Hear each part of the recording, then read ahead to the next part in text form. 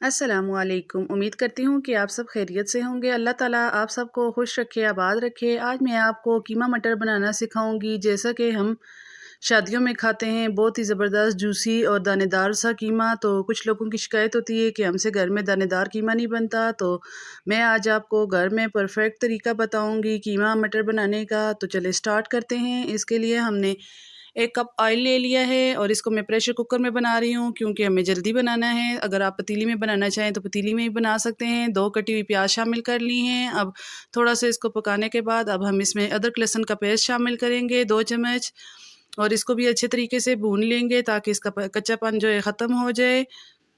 अब हमने जो है इसके साथ ही 3 से 4 अदद जो है टमाटर लेके ग्राइंड कर लिए थे। जैसे ही हमारा प्याज थोड़ा सा भुनाई हो जाए तो हम इसमें जो है टमाटर ग्राइंड किए हुए शामिल कर देंगे। अगर आप कट कर कर शामिल करना चाहते हैं तो आप कट करके भी शामिल कर सकते हैं। आपने मसाले को अच्छे तरीके से भून लेना है यहाँ तक कि इसका ऑयल सेपरेट हो जाए। ये देखिए हमारा ऑयल सेपरेट हो गया। अब हम हल्दी डालेंगे इसमें आधी चम्मच, और कुटा धनिया डाला है, लाल मिर्च 1 चम्मच डाली है, नमक हस्बे जायका डालना है, ये कुटी हुई लाल मिर्च डाल देनी है, ये गरम मसाला डाल देना है आपने, और इसको अच्छे तरीके से भून लेना है। यही ख़ास टिप होती है, आपने मसालों को अच्छे तरीके से भूनना होता है। और कुछ लोग जो है जल्दबाजी करते हैं और मसालों को अच्छे तरीके से नहीं भूनते, इस वजह से फिर उनका सालन और कीमा जो है दानेदार अच्छा नहीं बनता। तो इस स्टेज पर हमने 1 केजी जो है लिया हुआ था कीमा। तो आप भी इसमें जितना आप पकाना चाहते हैं, हाफ़ केजी लेना चाहते हैं तो हाफ़ केजी इसमें शामिल कर दें। अब मैंने इस कीमे को शामिल करके इसको अच्छे तरीके से भून लेना है।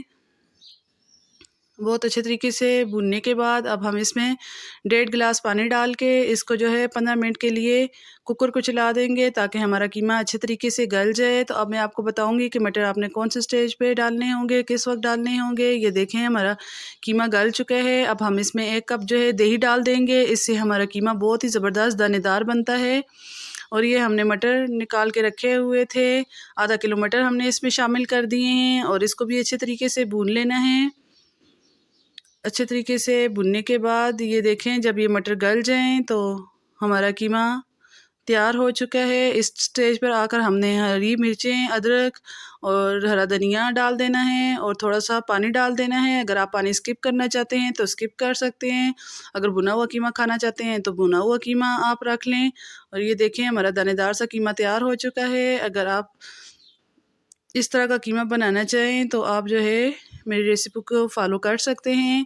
तो ये देखें हमारा ज़बरदस्त सा कीमा तैयार हो चुका है। अगर आपको मेरी रेसिपी पसंद आती है तो आप ज़्यादा से ज़्यादा लाइक करें और ज़्यादा से ज़्यादा शेयर करें मेरी वीडियो को। और अगर आप मेरे चैनल पर नए हैं तो मेरे चैनल को सब्सक्राइब कर दें। इसी साथ अब मैं आपसे इजाज़त चाहती हूँ। अल्लाह हाफिज़।